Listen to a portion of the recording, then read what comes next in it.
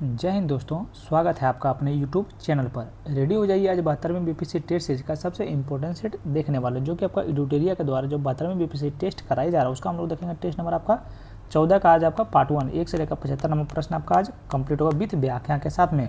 Video को पूरा देखिएगा। आज आपका FLT 4 होने वाला है, ध्यान रखिएगा। चलिए अब वीडियो को भी एक पॉइंट जरूरी सूचना है, 1.25x पे देखिएगा। स्पीड को थोड़ा, वीडियो का जो स्पीड होता है वो थोड़ा सा जाकर बढ़ा लीजिएगा। चलिए बिना कोई देर किए हुए चलते हैं प्रश्न नंबर 1 की ओर। चलिए यहाँ से शुरू करते हैं प्रश्न नंबर 1 से। बताइएगा, देखिए प्रश्न नंबर 1 आपका क्या है, ध्यान दीजिएगा। बताइएगा, पुराणों का रचनाकार किसे माना जाता है। बताइए पुराणों का रचनाकार किसे माना जाता है, तो आपका महर्षि देव व्यास को आपका माना जाता है। किसको माना जाता है? महर्षि देव व्यास को माना जाता है। देखिए हर क्वेश्चन का हम बोले कि सोल्यूशन देखेंगे, तो इसके बारे में डिफिनेशन से थोड़ा देखते हैं। देखिए भारतीय ऐतिहासिक कथाओं का सबसे अच्छा क्रमबद्ध विवरण पुराणों में मिलता है। इसके रचयिता महर्षि देव व्यास को माना जाता है।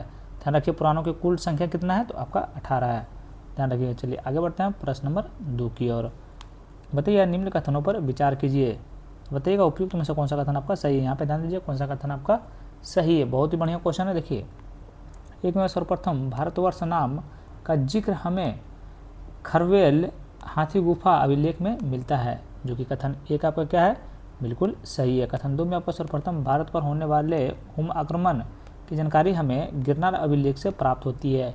क्या कथन 2 सही है, तो कथन 2 आपका बिल्कुल गलत है। ध्यान रखिए कथन 3 में भारत में सती प्रथा का पहला लिखित साक्ष्य में भानुगुप्त के एरन अभिलेख से प्राप्त होता है, जो कि बिल्कुल आपका कथन 3 आपका बिल्कुल सही है। ध्यान रखिएगा कथन 3 में आपका बुर्ज होम यानी कश्मीर से गर्तावास का साक्ष्य प्राप्त हुआ है, जहां मनुष्य के साथ उनके पालतू कुत्ते को भी दफनाया जाता है। बिल्कुल सही भी है, इसमें कोई शक है ही नहीं है।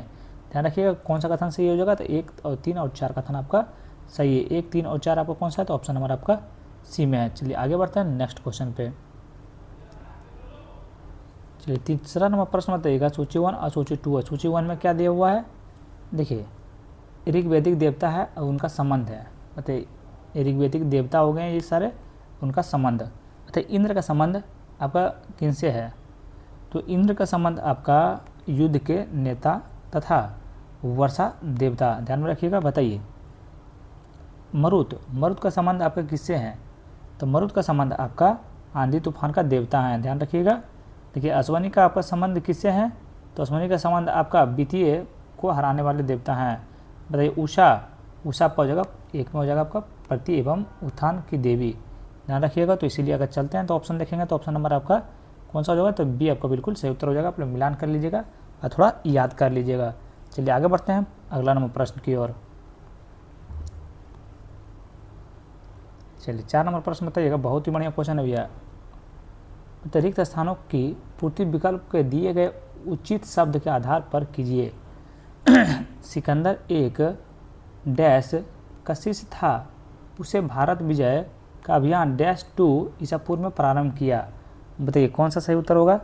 देखिए हम अभी तुरंत बता देते हैं। तो देखिए आपका हो जाएगा यहाँ पे हो जाएगा 1 अगस्त, 1 अरस्तु हो जाएगा, एक अरस्तु।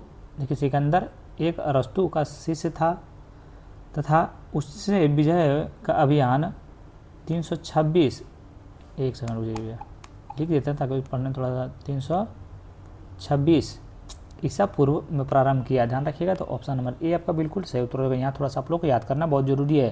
ठीक है, सिकंदर अरस्तु का शिष्य था तथा उनसे 326 ईसा पूर्व में भारत विजय पर अभियान प्रारंभ किया था। ध्यान में रखिएगा सिकंदर का जन्म कब हुआ था, तो 356 ईसा पूर्व में मगदुनिया यूनान में हुआ था। ध्यान में रखिएगा। उसका पिता का नाम क्या था, तो आपका फिलिप था। चलिए आगे बढ़ते हैं प्रश्न नंबर 5 की ओर। बताइए कथन ए और कारण आर है। देखिए कथन ए है, कारण आर है। कथन ए में क्या है, गुप्तकाल में भारतीय इतिहास में स्वर्ण युग भी कहा जाता है। कारण आर में गुप्तकाल में सर्वाधिक शुद्ध सोने के सिक्के बड़ी मात्रा में जारी किए गए थे, जो कि कथन 2 आपका। ये तो कथन देखिए 1 आपका बिल्कुल सही है, लेकिन कारण आर आपका जो है बिल्कुल गलत है। तो ऐसा इसका सही उत्तर आपका हो जाएगा ऑप्शन नंबर आपका सी हो जाएगा। ए सही है, आर गलत है। ध्यान रखिएगा। देखिए अगर इसके बारे में जो गलत है कथन आर, इसके बारे में हम लोग सही देखेंगे तो क्या हो जाएगा, ध्यान से सुनिएगा। देखिए सर्वाधिक सोने के सिक्के कुषाण के शासनकाल में जारी किए गए थे, ना कि गुप्तकाल में। किसके, कुषाण के शासनकाल में सबसे ज़्यादा सोने के सिक्के जारी किए गए थे। ध्यान में रखिएगा।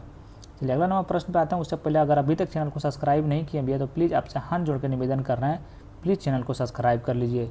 चलिए नेक्स्ट क्वेश्चन देखिए 6 नंबर प्रश्न, नालंदा विश्वविद्यालय के विनाश का कारण क्या था? नालंदा विश्वविद्यालय का विनाश का कारण क्या था? क्या मंगलो आक्रमण था? बिल्कुल नहीं बोलिएगा। क्या हुन आक्रमण था? बिल्कुल नहीं। सी में ईरानी आक्रमण? बिल्कुल नहीं। तो ऑप्शन नंबर डी हो जाएगा, इनमें से कोई नहीं। ध्यान रखिएगा। देखिए प्रसिद्ध नालंदा विश्वविद्यालय के विनाश का कारण मुस्लिम तुर्क आक्रमण था। सन 1891 में बख्तियार खिलजी नामक तुर्क मुस्लिम आक्रमणकारी ने इस विश्वविद्यालय को आग जलाकर नष्ट कर दिया। ध्यान में रखिएगा। चलिए नेक्स्ट क्वेश्चन पर चलते हैं, प्रश्न नंबर 7 की ओर।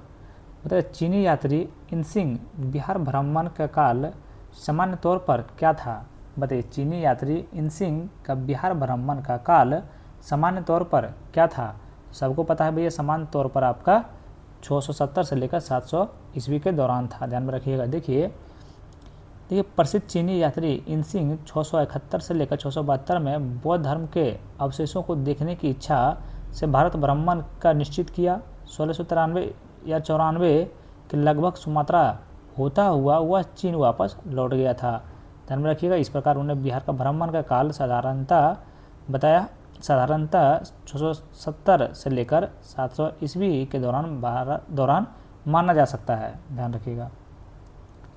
अगर हमसे कहीं भी थोड़ा सा मिस्टेक होता भैया तो आप लोग थोड़ा सा माफ़ कर दीजिएगा। वीडियो को 1.25x पे देखिएगा। हम बार बार बोल रहे हैं भैया, वीडियो को 1.25x पे कर लीजिए। स्पीड देखिए 1 राइट में देखिए आपको कोना में हुआ सेटिंग का होगा, वहाँ से आप लोग को मिल जाएगा। अंकोर वाट मंदिर समूह का निर्माण कहाँ किया गया है? बताइए सब क्वेश्चन है भैया, ये सब क्या, ये सब कुछ भी नहीं करेगा इधर भैया। ध्यान में रखिएगा। सॉरी, इंडोनेशिया मार दिए। बताइए हम ही गलती कर दिए थे, कम्बोडिया होगा। ठीक है। अंकोर वाट का मंदिर समूह का निर्माण 12वीं शताब्दी में कंचुपिया वर्तमान कंबोडिया के शासक सूर्यवर्मन द्वितीय द्वारा अपनी राजधानी यशोधरपुर वर्तमान अंकेकोर में कराया गया। ध्यान में रखिएगा, कराया गया था। चलिए नेक्स्ट क्वेश्चन पे चलते हैं, प्रश्न नंबर 9 की ओर। बताइएगा निम्नलिखित कथनों पर विचार कीजिए और उपयुक्त कथनों में से कौन सा कथन आपका सही है ये आप लोग को बताना है। तो कथन 1 में आपका है चोल शासकों ने दक्षिण पूर्व एशिया में शैलेंद्र साम्राज्य के विरुद्ध सैन्य चढ़ाई की तथा कुछ क्षेत्रों में जीती थी। क्या बोल रहा है? चोल शासकों ने दक्षिण पूर्वी एशिया के शैलेंद्र साम्राज्य के विरुद्ध सैन्य चढ़ाई की तथा कुछ क्षेत्रों को जीता। क्या कथन 1 सही है? तो बोलिएगा जी भैया कथन 1 तो आपका बिल्कुल सही है। कथन 2 में चोलों ने पांड्य तथा चेर शासकों को पराजित कर प्रायद्वीपीय भारत पर प्रारंभिक मध्यकालीन समय में अपना प्रभुत्व स्थापित किया। कथन 2 भी आपका बिल्कुल सही है। ध्यान रखिएगा। तो ऑप्शन नंबर सी आपका बिल्कुल सही उत्तर आ जाएगा। 1 और 2 आपका बिल्कुल सही है। चलिए आगे बढ़ते हैं नेक्स्ट क्वेश्चन की ओर, प्रश्न नंबर 10 की ओर। तो दिल्ली सल्तनत के निम्नलिखित शासकों को उनके सिंहासन रूढ़ होने के आधार पर कालानुक्रम पर व्यवस्थित कीजिए।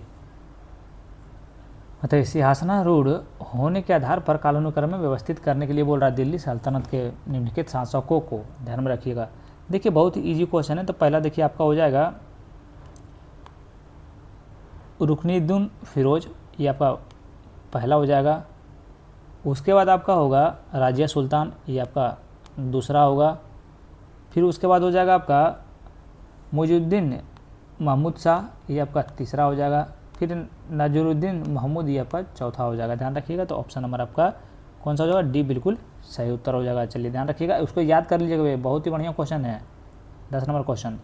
और अभी तक चैनल को सब्सक्राइब नहीं किए हुए तो आप लोग तो चैनल को सब्सक्राइब नहीं किए होंगे, लेकिन कर लीजिए भैया। बताए अल्लाह और दौल के संबंध किस वंश के शासकों से था?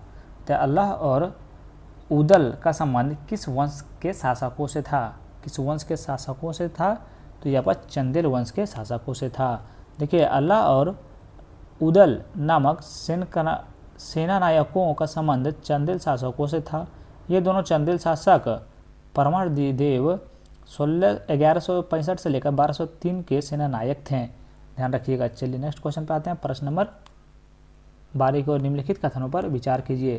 कौन सा कथन आपका सही है ये आप लोग बताइए। बहुत ही इजी क्वेश्चन है। सही में देखिए, क्या फिरोज शाह तुगलक ने आगरा नगर की स्थापना की? ये बिल्कुल आपने नहीं किया था भैया, तो कोई बच्चा भी बता देगा।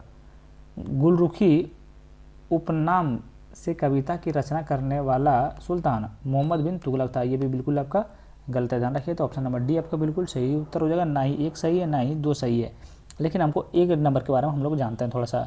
देखिए आगरा नगर की स्थापना सन 1504 में सिकंदर लोदी के द्वारा किया गया था। किसके द्वारा किया गया था? सिकंदर लोदी के द्वारा, फिरोज शाह तुगलक के द्वारा नहीं। आगरा का आपका स्थापना जो है सो किसके द्वारा किया गया था? सिकंदर लोदी के द्वारा किया था। दू में देखिए आपका है गुलरुखी उपनाम से कविताओं की रचना करने वाला सुल्तान भी सिकंदर लोदी ही था।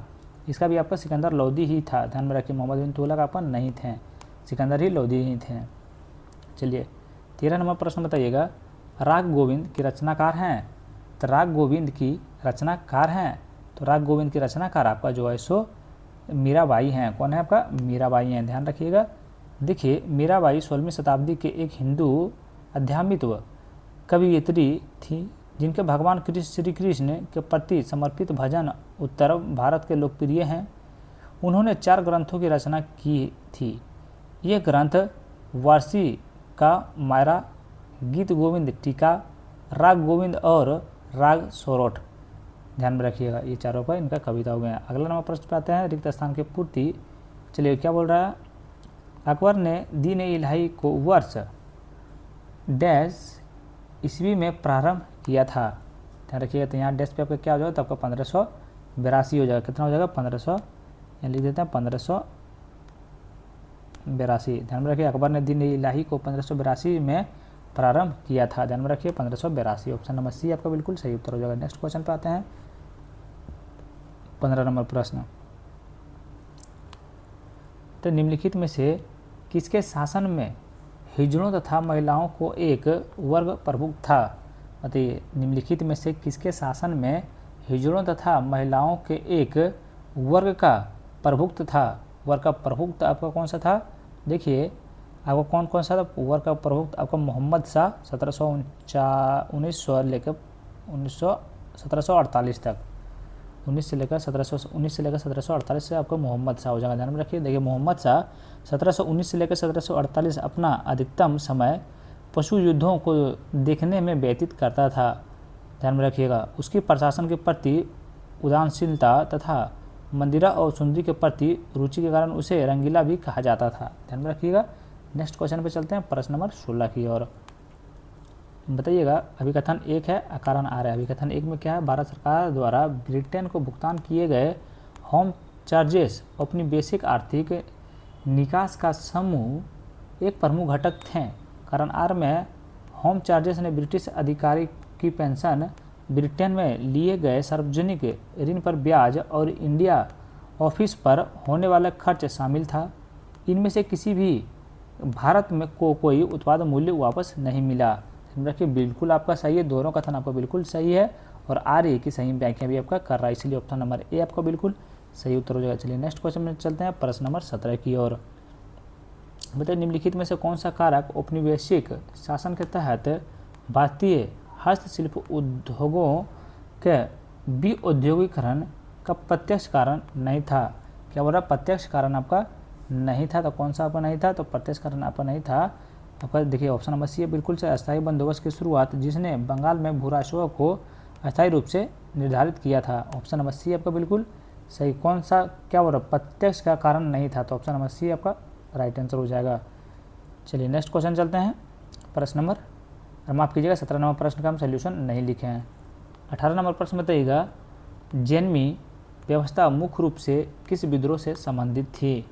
बहुत मेहनत लगता है भैया, हर क्वेश्चन का जानते हैं सोल्यूशन हमको पहले पेज में आपका कॉपी में हमको लिखना पड़ता है, क्योंकि मेरे पास दूसरा फ़ोन है ही नहीं जिसमें कि हम सोल्यूशन देख सकें। बताइए, जैनमी व्यवस्था मुख्य रूप से किस विद्रोह से संबंधित थी? किस विद्रोह से संबंधित थी? तो आपका मोपला विद्रोह से संबंधित है, ध्यान में रखिएगा। इसे बहुत ईजी क्वेश्चन है भैया, और अभी तक चैनल को सब्सक्राइब नहीं किए तो प्लीज़ सब्सक्राइब कर लीजिए भैया, बहुत ईजी क्वेश्चन। ये सब क्वेश्चन देखिए बताइए, देखने का मन भी नहीं करता एकदम। देखिए इस क्वेश्चन को उड़ा दीजिए एक बारी में, एकदम बॉम्बे पटक दीजिए। तो औपनिवेशिक ये सब प्रश्न उतना कोई खास नहीं है। औपनिवेशिक भारत के संदर्भ में रैंक रेटिंग की अवधारणा का अर्थ है। औपनिवेशिक भारत के संदर्भ में रैंक रेटिंग की अवधारणा का अर्थ है। तो अवधारणा का अर्थ जो है सो आपका क्या है? जमींदारों द्वारा रैयतों से बहुत ज़्यादा किराया वसूलना और अक्सर ज़मीन की अधिकतम वहन क्षमता के बराबर होता था, ध्यान में रखिएगा। तो ऑप्शन नंबर बी आपका बिल्कुल सही उत्तर हो जाएगा। कौन सा हो जाएगा? ऑप्शन नंबर बी हो जाएगा। देखिए, जमींदारों द्वारा रैयतों यानी कि किसानों से बहुत ज़्यादा किराया वसूलना, जो अक्सर ज़मीन की अधिकतम वहन क्षमता बराबर होता था। ध्यान रखिएगा। तो ऑप्शन नंबर बी आपका बिल्कुल 19, ऑप्शन नंबर बी आपका बिल्कुल राइट आंसर हो जाएगा। नेक्स्ट क्वेश्चन पे चलते हैं प्रश्न नंबर 20 की ओर। बताइए, औपनिवेशिक भारत में रैयतवाड़ी बंदोबस्त के संदर्भ में निम्नलिखित कथनों पर विचार कीजिए।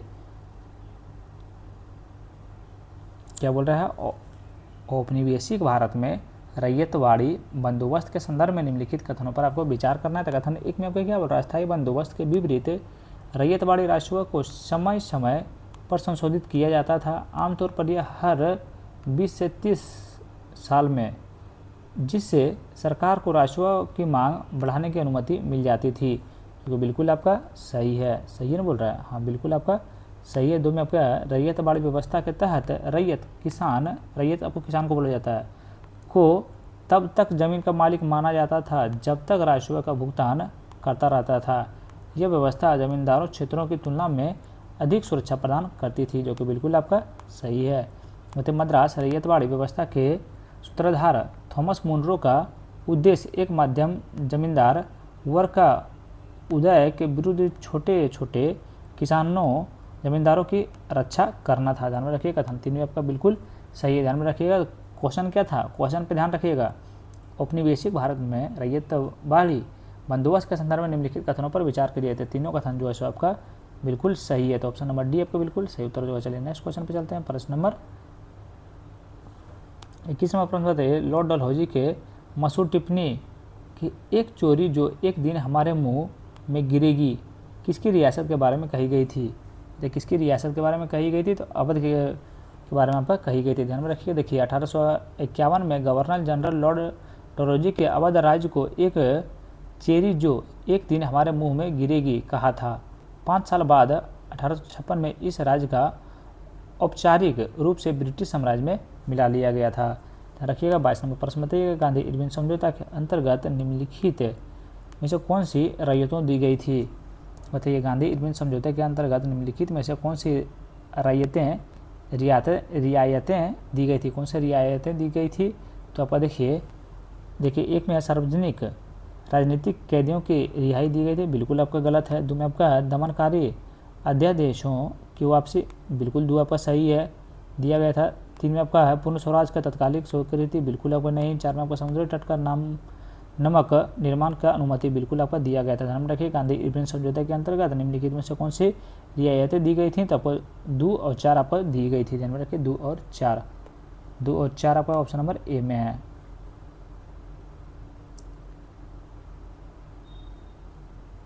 चलिए नेक्स्ट क्वेश्चन में चलते हैं 23 नंबर प्रश्न की ओर। बताइए, नीचे दिए गए, एक सेकंड, चलिए इसको आप लोग को सॉल्व करना पड़ेगा। 23 का सही उत्तर आपका कौन सा हो जाएगा? 23 का आपका सही उत्तर जो हो जाएगा ऑप्शन नंबर आपका क्या हो जाएगा? बताइए। 23 का आपका ऑप्शन नंबर ए हो जाएगा।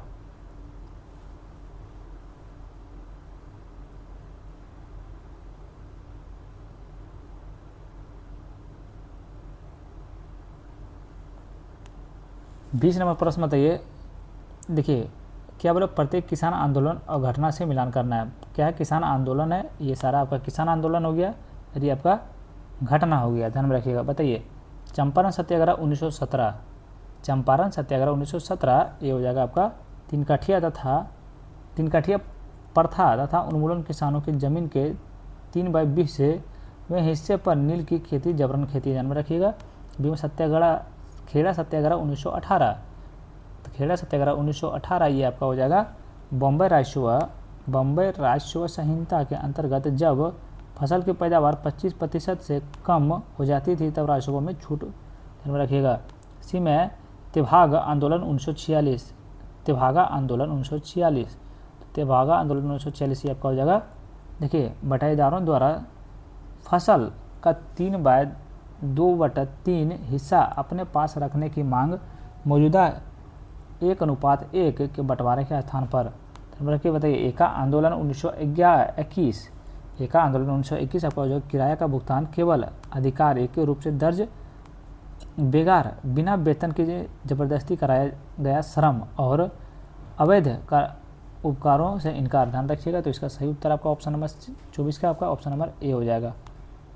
क्या हो जाएगा, ऑप्शन नंबर ए हो जाएगा। चलिए नेक्स्ट क्वेश्चन पे चलते हैं, प्रश्न नंबर 24 की ओर। तो ये गदर पार्टी 1915 के विद्रोह के बारे में निम्नलिखित कथनों पर, चलिए कथन एक है कारण आर है, किसके बारे में, गदर पार्टी 1915, क्या गदर पार्टी 1915 विद्रोह के बारे में आपको लोग को बताना है। 2300 कथन एक है कारण आर है, पंजाब में गदर पार्टी का 1915 का सशस्त्र विद्रोह का प्रयास बुरी तरह विफल रहा। क्या कथन ए आपका सही है या फिर गलत है, तो बिल्कुल आपका कथन ए तो आपका सही है। कारण आर में आपका है, यह विद्रोह इसीलिए विफल रहा क्योंकि भारतीय राष्ट्रीय कांग्रेस ने नरमपंथी नेताओं के दबाव में आकर अंतिम समय पर अपना समर्थन वापस ले लिया था, जो कि बिल्कुल आपका गलत है, ध्यान रखिएगा। तो ए सही है, आर आपका गलत है। चलिए आगे बढ़ते हैं, थोड़ा सा हम लोग यहाँ स्पीड में निकलेंगे भैया। बताइए औपनिवेशिक आर्थिक निकास राष्ट्रवादी आलोचना में वाणिज्यिक निकास और राजनीतिक निकास के बीच अंतर किया गया था। निम्नलिखित में से कौन सा विकल्प राजनीतिक निकास का सही पहचान करता है, बताइए। राजनीतिक निकास का सही पहचान करता है, तो राजनीतिक निकास का आपका होम चार्जेस और ब्रिटिश सिविल और मिलिट्री कर्मचारियों की तनख्वाहें और पेंशन जिनका खर्च भारतीय राजस्व में उठाया जाता था। ध्यान रखिएगा, ऑप्शन नंबर बी आपका बिल्कुल सही उत्तर हो जाएगा। चलिए नेक्स्ट क्वेश्चन चलते हैं, 27 नंबर प्रश्न।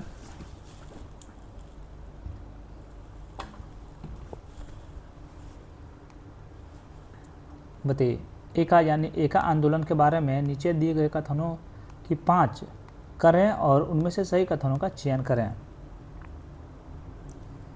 तो देखिए एक में, यह आंदोलन कांग्रेस के खिलाफत दोनों संगठनों से काफ़ी हद तक स्वतंत्र होकर संचालित हुआ, जिससे किसानों की स्वायत्तता उग्रवादी चेतना का पता चलता है। तो ये कथन एक आपका जो है सो बिल्कुल सत्य है। क्या कथन एक आपका बिल्कुल सही है। कथन 2 में आपका है, इसका नेतृत्व आधार में निम्न जाति के किसान में शामिल थे, जैसे कि मदारी पासी के नेतृत्व में पासी समुदाय के लोग, बिल्कुल सही है। 3 में आपका, इसकी प्रमुख मांगों में केवल सरकारी अभिलेखों में दर्ज दरों पर ही लगान का भुगतान करना और बेगार बिना वेतन के जबरन श्रम की प्रथा को समाप्त करना शामिल था। कथन 3 भी आपका बिल्कुल सही है, ध्यान में रखिएगा। तो ऑप्शन नंबर डी आपका बिल्कुल सही उत्तर हो जाएगा। तीनों कथन आपका जो है बिल्कुल सत्य है। चलिए आगे बढ़ते हैं, प्रश्न नंबर 28 की ओर। सूची 1 है, सूची 2 है, तो मिलान करना है।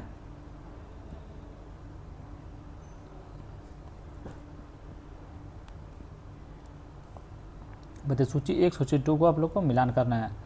चलिए मिलाइए। देखिए एक में आपका हिंदुस्तान रिपब्लिकेशन एसोसिएशन, चलिए इसका मिलान कीजिए। बहुत बढ़िया क्वेश्चन है, ये आपका हो जाएगा, ध्यान में रखिए। क्रांतिकारी गतिविधियों को वित्तपोषण हेतु काकोरी ट्रेन डकैती का आरंभ दिया था, ये आपका हो जाएगा 3 में। और ये अनुशीलन समिति, एक हो जाएगा आपका 3 में।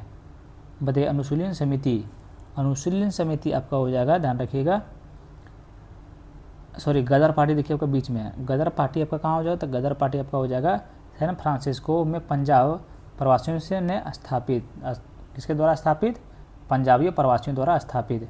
अनुशीलन समिति आपका हो जाएगा बंगाल स्थित संगठन 1900 के दशक की शुरुआत दौर से ही क्रांतिकारी राष्ट्रवादियों गतिविधियों का एक प्रमुख केंद्र था, ये आपका हो जाएगा, ध्यान रखिए। यहाँ से इधर से मिला देते हैं, हिंदुस्तान सोशलिस्ट रिपब्लिकेशन एसोसिएशन, ये आपका हो जाएगा, जो बच गया है आपका 2 में हो जाएगा, ध्यान रखिएगा। चलिए इसका सही उत्तर आपका कौन सा हो जाएगा, तो ऑप्शन के थ्रू देखेंगे तो आपका ऑप्शन नंबर ए हो जाएगा। आप लोग मिलान कर लीजिएगा यहाँ पे। चलिए नेक्स्ट क्वेश्चन में चलते हैं, प्रश्न नंबर 29वां प्रश्न। बताइए 1857 विद्रोह को अलग इतिहासकारों ने अलग अलग तरह से बताया है। इतिहासकार और उनके द्वारा दिए गए विवरण कौन सा जोड़ा आपका गलत है, कौन सा जोड़ा आपका गलत है, तो ये जोड़ा देखिए आपका ए में है, वीडी सावरकर भारतीय स्वतंत्रता का पहला युद्ध, जो कि बिल्कुल तो ये तो आपका सही है। बी में है एसएन सेन, न तो पूरी तरह से सिपाहियों का विद्रोह और ना ही कोई राष्ट्रवादी युद्ध बल्कि सियासतों का नतीजा है, जो बिल्कुल आपका ये भी सही है। सी में मगर आरसी मजूमदार, आम लोगों द्वारा व्यक्ति की राष्ट्रवादी की भावना की सच्ची अभिव्यक्त, ये जो है सो आपको बिल्कुल गलत है। ध्यान रखिए। डी में आपका कार्ल मार्क्स ब्रिटिश साम्राज्यवाद खिलाफ क्रांतिकारी क्षमता वाला जनता विद्रोह, जो कि ये आपका बिल्कुल सही है। केवल 1857 के विद्रोह के अलग अलग इतिहासकारों ने अलग अलग तरह से बताया है। इतिहासकार और उनके द्वारा दिए गए विवरण का कौन सा जोड़ा आपका गलत है? तो ऑप्शन नंबर सी जोड़ा जो है सो आपका बिल्कुल गलत है, याद रखिएगा।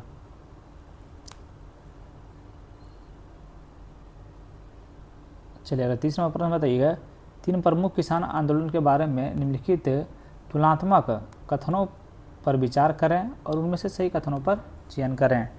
बताइए, 3 प्रमुख किसान आंदोलन के बारे में निम्न तुलनात्मक कथनों पर विचार करें और इनमें से सही कथनों का चयन करें। इसमें क्या बोला? सही कथनों का चयन करें। तो कथन 1 में आपका चंपारण और खेड़ा भारत में गांधी के शुरुआती दौर के सत्याग्रह थे, जबकि तेभागा किसान सभा के तत्वाधान में कम्युनिस्ट पार्टी के नेतृत्व में लड़ा गया एक संघर्ष था, जो कि बिल्कुल आपका सही बताइएगा। 2 में आपका है तेभागा आंदोलन की मांग के मौजूदा समान 1:1 के हिस्सेदारी अनुपात बदलकर बटाईदार के पक्ष में 2.1% का अनुपात लागू किया जाए, जो कि आपका बिल्कुल क्या है? बताइए, सही है या फिर गलत है? तो बिल्कुल सही है। 3 में आपका है सरदार वल्लभ भाई पटेल ने 1918 के खेड़ा सत्याग्रह के एक महत्वपूर्ण संगठन भूमिका निभाई थी, जो कि बिल्कुल आपका सही है। ध्यान रखिए, तीनों कथन इसमें जो है आपका बिल्कुल सही है। तो ऑप्शन नंबर बी आपका बिल्कुल सही उत्तर हो जाएगा, क्योंकि तीनों कथन आपका बिल्कुल राइट है। नेक्स्ट क्वेश्चन पे चलते हैं। ये ऑप्शन से आप लोग को जरूरत है, ऑप्शन से आप लोग को देखना ही नहीं है। क्वेश्चन देखिए आप लोग, माइक्रोप्लाज्मा के लिए निम्नलिखित में से कौन सा कथन सही है? माइक्रोप्लाज्मा के लिए निम्नलिखित में से कौन सा कथन आपका सही है? बताइए कौन सा कथन आपका सही है माइक्रोप्लाज्मा के लिए? माइक्रोप्लाज्मा के लिए देखिए कथन 1 में आपका ये सबसे छोटी जीवित कोशिकाएं हैं, जो कि बिल्कुल आपका सही है। 2 में इनमें से एफडी ग्लाइकन से बनी कोशिका भित्ति होती है, ये बिल्कुल आपका गलत है। 3 में ये बहुरूपी होते हैं, बिल्कुल सही है। 3 में ये एंटीबायोटिक दवाओं के प्रति प्रतिरोधी होते हैं, जो कोशिका भित्ति के संश्लेषण को लक्षित करती है, ये भी बिल्कुल आपका सही है। ध्यान रखिए। तो ऑप्शन नंबर सी आपको बिल्कुल राइट आंसर हो जाएगा। चलिए नेक्स्ट क्वेश्चन पे आते हैं। बताइए, सूची में तो इसमें हम क्या डिफिनेशन दिया? अभी हम सूची 1 सूची 2 से मिलान करना है। क्या सूची 1 में आपका दिया हुआ है पाचक एंजाइम और शराब है, और सूची 2 में अंग स्रोत अंग है। बताइए, पेप्सिनोजेन का स्रोत अंग क्या है? किसका? पेप्सिनोजेन। तो पेप्सिनोजेन आपका हो जाएंगे, रखिएगा, पेप्सिनोजेन थोड़ा सा मोटा कर लेते हैं। पेप्सिनोजेन आपका जो है पेट का मुख्य कोशिकाएं, ध्यान रखिएगा क्या हो जाएगा? पेप्सिनोजेन आपका पेट के मुख्य कोशिकाएं। बी में आपका है एमाइलेज। एमाइलेज आपका हो जाएगा, ध्यान में रखिएगा, लार ग्रंथियाँ। ट्रिप्सिनोजेन ट्रिप्सिनोजेन आपका हो जाएगा जिनमें अग्राशय से। डी में हाइड्रोक्लोरिक एसिड,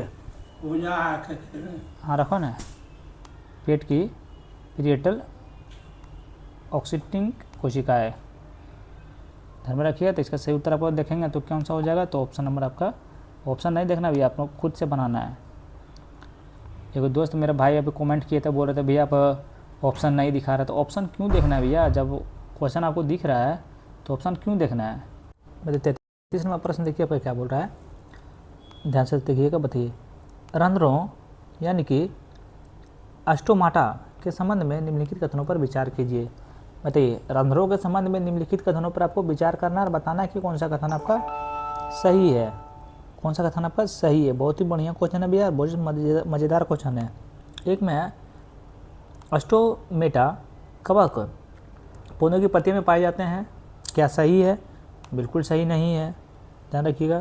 तुम्हें पूरी तरह से पानी में डूबे हुए जलीय पौधों हाइड्रोफाइटस में आमतौर पर अस्टोमेटा नहीं होते हैं, ये आपका बिल्कुल सही है। 3 में आपका पानी की कमी वाटर स्ट्रेस के दौरान गार्ड सेल्स साइटोकाइनिन बनाते हैं, जो पानी का नुकसान को कम करने के लिए अस्टोमेटा को तेजी बंद करने में मदद करते हैं, ये बिल्कुल आपका गलत है, ध्यान में रखिएगा। तो इसका बोला कौन सा कथन सही है? तो ऑप्शन नंबर ए आपका बिल्कुल सही उत्तर हो जाएगा, क्योंकि प्रश्न नंबर 2 आपका बिल्कुल सही है।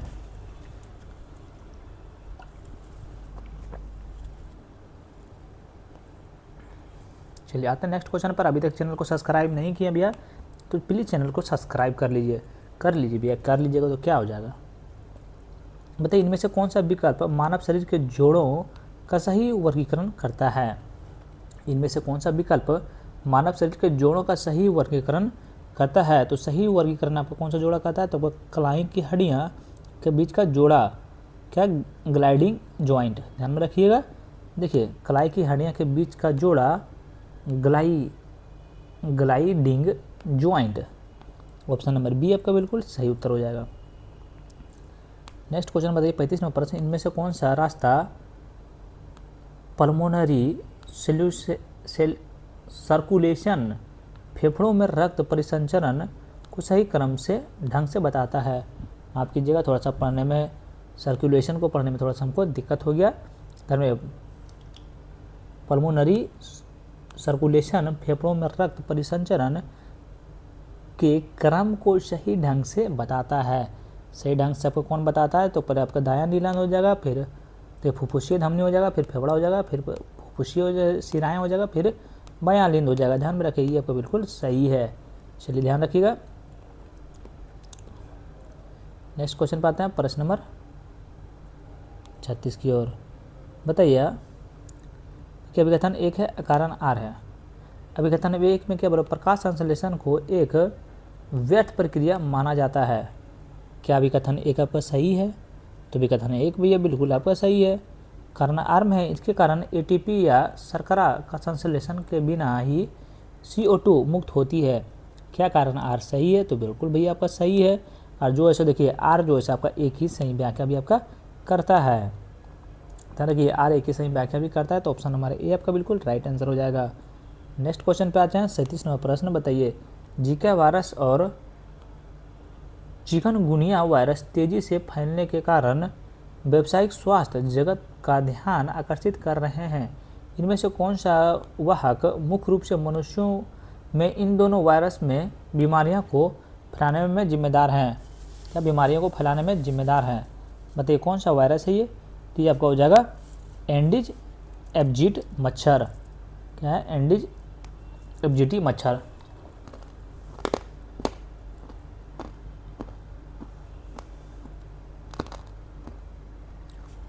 अड़तीसवां प्रश्न बताइएगा, एब्सिसिक एसिड के बारे में सही कथन का पहचान करें। किसके बारे में, एब्सिसिक एसिड के बारे में। बताइए कौन सा कथन आपका सही है। कथन 1 में इसके तनाव हार्मोन के रूप में भी किया जाता है, जो कि बिल्कुल सही है।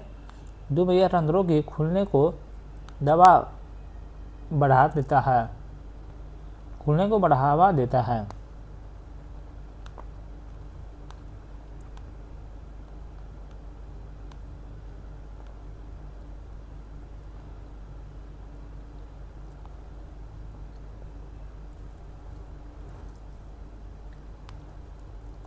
उनचालीसवां प्रश्न बताइएगा, लिम्स लसिका के बारे में निम्न कथनों में से कितने कथन आपका गलत हैं।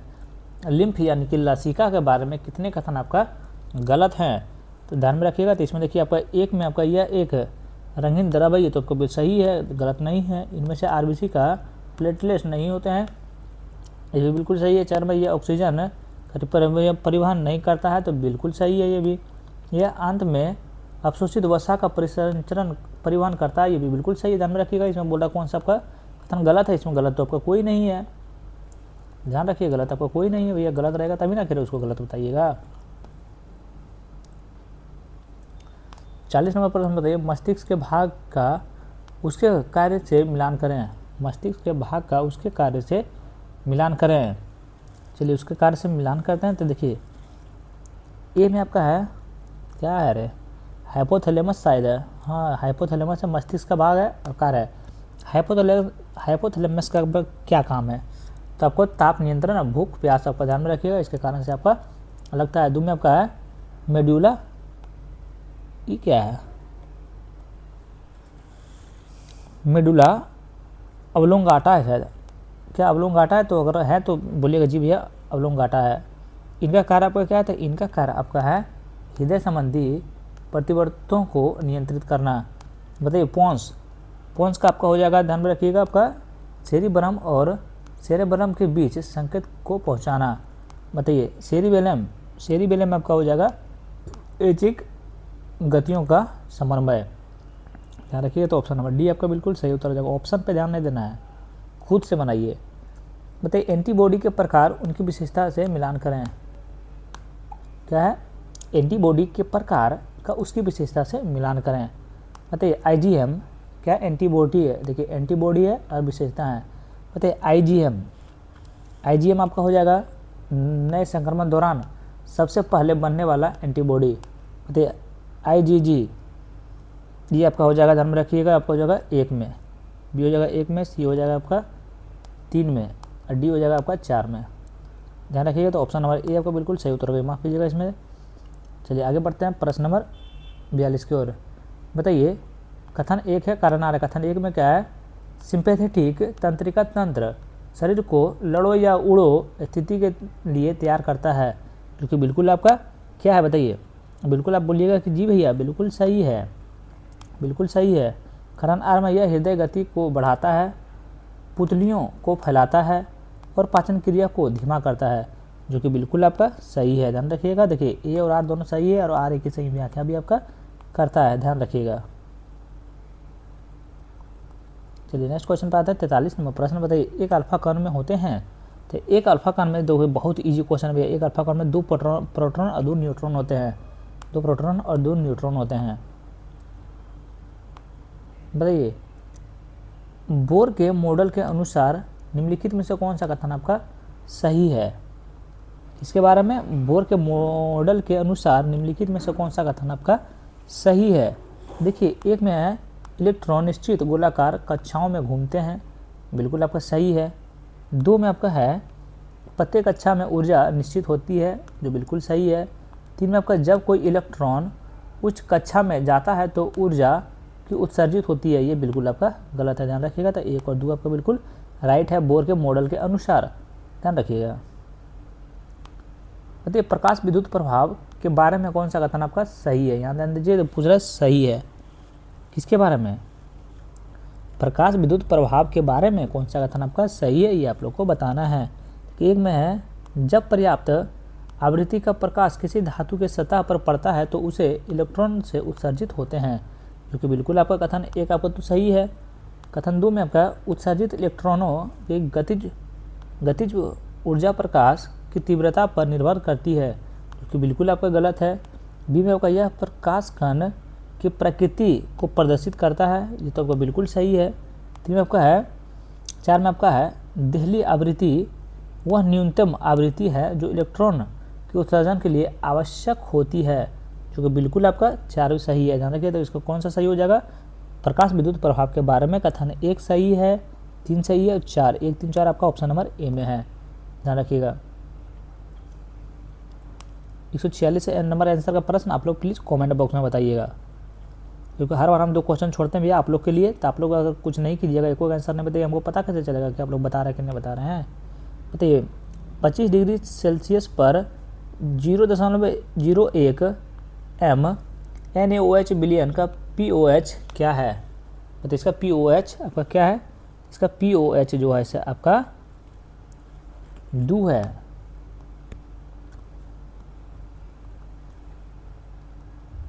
चलिए नेक्स्ट क्वेश्चन में चलते हैं 48 में प्रश्न। साबुनों के बारे में कौन सा कथन आपका सही है? साबुनों के बारे में कौन सा कथन आपका सही है? साबुनों के बारे में आपका 1 में साबुन लंबी श्रृंखला वाले फैटी एसिड सोडियम या पोटेशियम लवण के होते हैं, जो कि बिल्कुल आपका क्या है? सही है। 2 में इसे मिशेल निर्माण द्वारा कार्य करते हैं, क्या कथन 2 सही है? तो कथन 2 भी आपका बिल्कुल सही है। कथन 3 में आपका ये कठोर जल के प्रभावी होते हैं, बिल्कुल नहीं होते हैं। क्या जल रागी भाग तेल में बंदूकों में घुला होता है? बिल्कुल नहीं होता है। घुल जाता है? नहीं घुलता है, ध्यान में रखिए। था ए और 2 आपका बिल्कुल सही है। नेक्स्ट क्वेश्चन पर 49वां प्रश्न। बहुलक पॉलीमर उसके व्यापारिक नाम या उपयोग के साथ मिलान करें। सूची 1 है, सूची 2 है, मिलान करना है। चलिए इसको मिलान करते हैं। बताइए, देखिए पी में है कितना लंबा है? पॉलीट्रेटा फ्लोरोएथिलीन। बताइए इसका मिलान करेंगे तो आपका पी हो जाएगा आपका 2 में हो जाएगा टेफ्लॉन, बताइए पोली मिथाइल मेथेक्रिलेट, मेथेक्रिलेट क्यू आपका हो जाएगा, देखिएगा प्लेक्सी ग्लास, मतलब यूरिया, यूरिया आपका हो जाएगा, ध्यान में रखिएगा। 4 में हो जाएगा चिपकने वाले पदार्थों के लिए थर्मोसेटिंग प्लास्टिक, बूना, बूना आपका हो जाएगा संश्लेषित रबड़, ध्यान रखिएगा। तो ऑप्शन नंबर ए आपका राइट। वीडियो को थोड़ा सा इसको यहाँ रोकिए, इसको थोड़ा सा पहले आप लोग याद कीजिए, 2 तक गिन रहे हैं, 1 2, थोड़ा सा याद कीजिए इसको।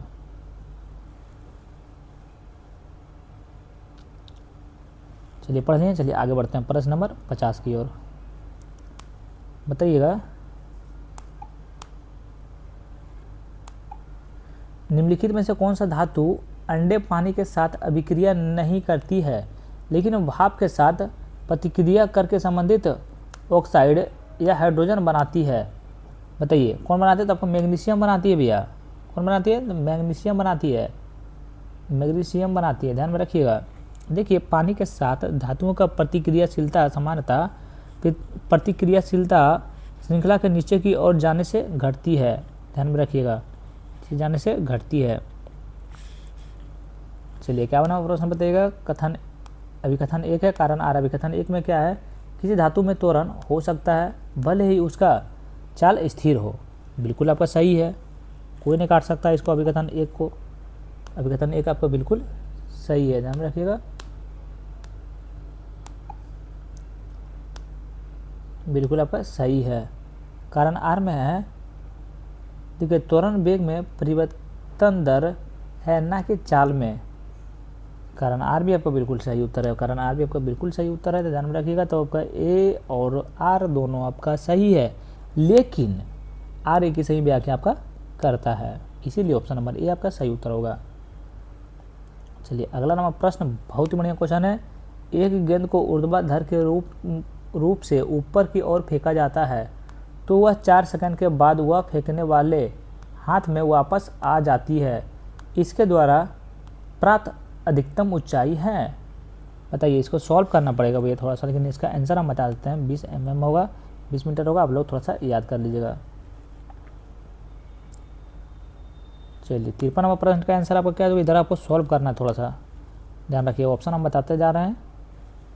54 नंबर प्रश्न का आपका ऑप्शन नंबर आपका कौन सा हो जाएगा? देखिए एक ब्लॉक के खुरदुरे झुके हुए तल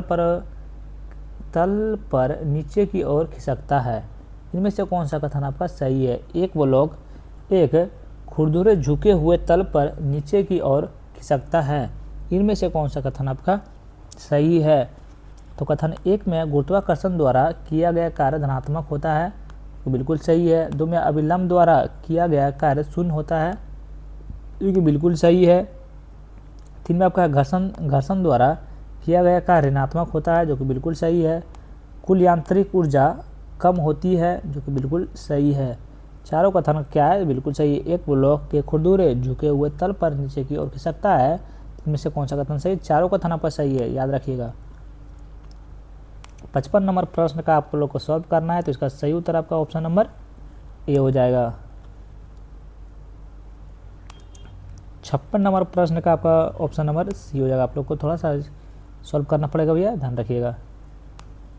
बताइए, एक उत्तल लेंस में फोकस पर रखी गई वस्तु की छवि बनती है। बताइए कितना बढ़िया क्वेश्चन है। एक उत्तल लेंस में फोकस पर रखी गई वस्तु की छवि बनती है, तो रखी गई वस्तु का आपका अनंत पर और वास्तविक उल्टा बनता है, अनंत पर और वास्तविक उल्टा बनता है, ध्यान में रखिएगा। कहाँ है? तो ऑप्शन नंबर आपका सी में है। चलिए नेक्स्ट क्वेश्चन में चलते हैं, प्रश्न नंबर 58 की ओर। ध्वनि की गति के बारे में दिए गए कथनों में से कौन सा कथन आपका गलत है? ध्वनि की गति के बारे में दिए गए कथनों में से कौन सा कथन आपका गलत है? तो गलत आपका ये है, किसी यांत्रिक एक में देखिए, यह तापमान के साथ बढ़ती है, बिल्कुल आपका सही है। गलत है? नहीं, सही है। इसके तापमान पर यह दाब से स्वतंत्र होती है, बिल्कुल सही है। यह आर्द्रता के साथ बढ़ती है, बिल्कुल सही है। किसके बारे में बोल रहा है सर? ध्वनि की गति के बारे में, ध्यान रखिएगा। डी में किसी यांत्रिक तरंग वेग की उसकी प्रत्यास्था पर निर्भर करता है परंतु उसके जड़त्व पर निर्भर नहीं करता। ये बिल्कुल आपका गलत है, ध्यान रखिए। तो इसमें बोला कौन सा कथन आपका गलत है, तो ऑप्शन नंबर डी आपका गलत है। 59 नंबर प्रश्न देखिए, कितना बढ़िया क्वेश्चन है, मज़ा आ जाएगा करने बाद। देखिए, एक व्यक्ति ने देखा कि बारिश के तुरंत बाद सड़क पर छोटे छोटे पानी के अंडे बन गए। कुछ घंटे बाद धूप निकलने पर छोटे गुड्डों का पानी पहले सूख गया जबकि बड़े अंडों में पानी देर तक बना रहा। इस अवलोकन के संदर्भ में निम्नलिखित कथनों पर विचार कीजिए। तो एक में है, छोटे गुड्डों में पानी का सतह क्षेत्रफल की आयतन का अनुपात अधिक होने से वाष्पीकरण अपेक्षाकृत तेज होता है। क्या अभी कथन एक आपका सही है, तो बिल्कुल आपका सही है, ध्यान रखिएगा। 2 में आपका सूर्य केवल ताप पर ही वाष्पीकरण की दर निर्धारित करता है, जो कि बिल्कुल आपका गलत है, ध्यान में रखिएगा। 3 में आपका है, हवा की गति में वाष्पीकरण की दर प्रभावित करती है, ये आपका बिल्कुल सही है। तो 1 और 3 आपका सही है, तो ऑप्शन नंबर बी आपका राइट आंसर हो जाएगा। नेक्स्ट क्वेश्चन चलते हैं प्रश्न नंबर 60 की ओर। कथन 1 है, कारण आ रहा है। अभी कथन 1 में क्या है, देखिए, यह एक गतिशील लिफ्ट में जो स्तर त्वरण के साथ ऊपर की ओर जा रही है, एक सरल लोलक की आवर्तकाल उतना ही होता है जितना एक स्थिर लिफ्ट में। क्या अभी कथन पहले बताइए, कथन 1 आपका सही है या फिर गलत है, तो आपका बिल्कुल गलत है। कारण ए में आवर्तकाल केवल लंबाई और जी गुरुत्वीय त्वरण पर निर्भर करता है और एक समान रूप से गतिमान फ्रेम में जी का अपरिवर्तित रहता है। ये आपका बिल्कुल सत्य है, देखने से पता चल गया था, बिल्कुल आपका सही है। तो ये आपका असत्य है लेकिन आर आपका सत्य है, ऑप्शन नंबर डी आपका राइट आंसर हो जाएगा। चलिए नेक्स्ट क्वेश्चन में चलते हैं प्रश्न नंबर 61 की ओर। बताइए, तुषार क्रिया निम्नलिखित में से किस प्रकार का अपक्षय के अंतर्गत वर्गीकृत किया जाता है? वर्गीकृत किया जाता है, तो ये आपको वर्गीकृत किया जाता है, तो ये आपका भौतिक अपक्षय में किया जाता है। किस में किया जाता है? भौतिक अपक्षय कहाँ है? आपका ऑप्शन नंबर बी में है। चलिए 62 नंबर प्रश्न में कथन 1 है, कारण आ रहा है, द्वितीय भूकंपीय लहरें प्रकाश तरंग के समान व्यवहार करती है। कारण आर जो है आपका बिल्कुल राइट है, कारण आर आपका जो है सो बिल्कुल सही है। कारण आर में है, कारण आर में दोनों ही माध्यम की प्रवृत्ति बदलने पर परावर्तन की ओर आवर्तन प्रदर्शित करती है, जो कि कारण आर भी आपका बिल्कुल सही है। दोनों तो देखिए आपका सही है, तो आर देखिए आर जो एक हिस्सा आपका सही व्याख्या भी कर रहा है, तो ऑप्शन नंबर ए हो जाएगा। इसे क्वेश्चन भी देखिए, देखना नहीं है, तोड़ना है धर के एकदम से। वेगनर के महाद्वीपीय विस्थापन सिद्धांत से संबंधित निम्न कथनों पर विचार कीजिए। मतलब वेगनर के महाद्वीपीय विस्थापन के सिद्धांत से निम्नलिखित कथनों पर विचार कीजिए। तो कौन सा कथन आपका क्या बोल रहा है? सही विकल्प को आपको चुनना है। तो विकल्प ए में कार्बोनिफेरस युग में सभी स्थल खंड एक ही भूखंड पेंजिया के रूप में जुड़े थे। क्या सही एक आपका सही है? तो बिल्कुल आपका सही है। 2 में पेंथलासा पेंजिया के चारों ओर स्थित महासागर था, ये भी आपका बिल्कुल सही है। 2 में तैथिस सागर पेंजिया के बाहर स्थित था, ये बिल्कुल आपका गलत है। बताइए, देखने से भी आपका लगे गलत है, तो इसीलिए 1 और 2 आपका सही, तो ऑप्शन नंबर ए आपका राइट आंसर हो जाएगा। नेक्स्ट क्वेश्चन बताइएगा, भारत की साक्षरता दर की गणना के लिए न्यूनतम आयु कितनी मानी जाती है? तो ये आपको कितनी मानी जाती है, तो आप लोगों को ध्यान रखना है। भारत की साक्षरता दर की न्यूनतम आयु आपका जो है सो 7 वर्ष मानी जाती है, ध्यान रखिएगा। 65 नंबर प्रश्न बताइए, ये सूची 1 है और सूची 2 है, पहाड़ी और पर्वत है, राज्य है। बताइए इसे क्वेश्चन देखिए, ये कितना क्वेश्चन है सब, जैसे आप पटना जाइएगा वैसे ही आप लोग को ये पहले यही पढ़ाएगा, एकदम ज्योग्राफी स्टार्ट करेगा। तो देखिए ए में है बटेश्वर पहाड़ी, किस राज्य में आपका है? तो बटेश्वर पहाड़ी आपका बिहार राज्य में है, ध्यान रखिए कहाँ है? बिहार में आपका। बताइए बिलारी श्रृंखला आपका कर्नाटक में है, कहाँ है? कर्नाटक 3 में है। बताइए चीन श्रृंखला आपका मणिपुर में, कहाँ है मणिपुर? देखिए ए में आपका है। और घोसी पहाड़ी आपका हरियाणा में है, ध्यान रखिए कौन सा ऑप्शन होगा, तो ऑप्शन नंबर आपका बी आपका राइट आंसर हो जाएगा, ध्यान रखिएगा। बहुत इजी क्वेश्चन भी है, लेकिन इसको आप लोग को याद करना जरूरी है, अगर नहीं पता होगा तो प्लीज़ इसको याद कर लीजिएगा। और चैनल को प्लीज़ सब्सक्राइब कर लीजिए। बताइए हिमालय नदियाँ से संबंधित निम्न कथनों पर विचार कीजिए, और कौन सा कथन आपका सही है ये आप लोग बताइए। कथन 1 में हिमालय नदियाँ को जल वर्षा के साथ हिम से भी मिलाता है, जो कि बिल्कुल आपका सही है। 2 में आपका है यहाँ के नदियाँ प्रौढ़ावस्था में पहुँच चुकी है, जो कि बिल्कुल आपका गलत है, ध्यान रखिएगा, बिल्कुल गलत है। हिमालय की नदियाँ सामान्यतः पूर्वी व अनुवर्ती होती है, बिल्कुल आपका 3 सही है। 4 में आपका है हिमालय नदियाँ विसर्प बनाती है और मार्ग भी बदलती रहती है, ये आपका बिल्कुल सही है, ध्यान रखिएगा। तो ऑप्शन नंबर कौन सा हो जाएगा, तो ऑप्शन नंबर आपका सी बिल्कुल राइट आंसर। इससे देखिए क्वेश्चन आपको पता होगा तभी बनेगा, बिना ऑप्शन देखे हुए। तो वन स्थिति रिपोर्ट 2023 के अनुसार भारत में क्षेत्रफल के अनुसार सर्वाधिक वन आवरण में दूसरा स्थान रखने वाला राज्य कौन सा है, तो आपका अरुणाचल प्रदेश है। 68 नंबर प्रश्न बताइएगा, निम्नलिखित में से कौन सा ब्लॉक पर्वत का उदाहरण है। क्या है, ब्लॉक पर्वत का उदाहरण है। तो ब्लॉक पर्वत का देखिए आपका हो जाएगा, देखिए एक वज्रजेस हो जाएगा आपका, कौन सा ब्लॉक पर्वत का उदाहरण है।